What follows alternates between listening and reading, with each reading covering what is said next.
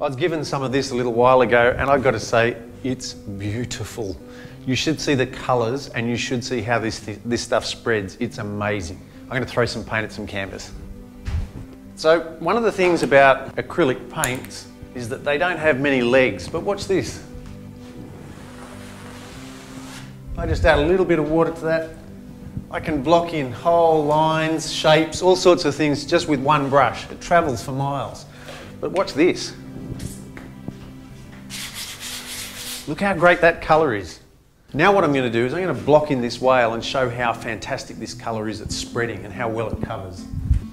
One brush, one loaded brush. So you can just get so much more mileage out of the paint, can't you, Mark?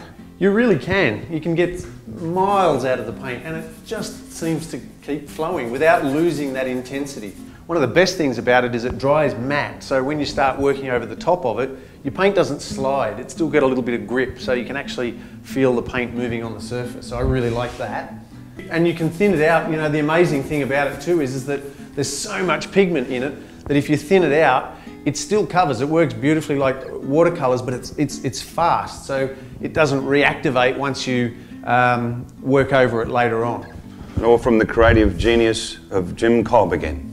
Yes, we have that genius scientist, Jim Cobb, who works away in his little area out the back there at Chroma making these wonderful paints. I really think he's hit the money this time. It's fantastic. It's just so much fun. So as someone who paints professionally, it's really important that my paint does a few things. The first one is that it stays there. If I'm going to do a painting, I want to make sure that it stays on the canvas for a long time. The other thing I want it to do is I want it to support my practice. And then the last thing I want it to do is to be fun. And this seems to fulfill every single one of those criteria. And it has sort of integrated already itself into my arts practice. So I'm using it now for blocking in and finding all sorts of little ways of investigating and playing with it. But I'd actually like to say, if you're learning to paint, this stuff's going to be great to start with. You're going to have a blast. So you can see it didn't take me long to block that in. It covers so beautifully and you can work really, really fast with it. But it's versatile as well.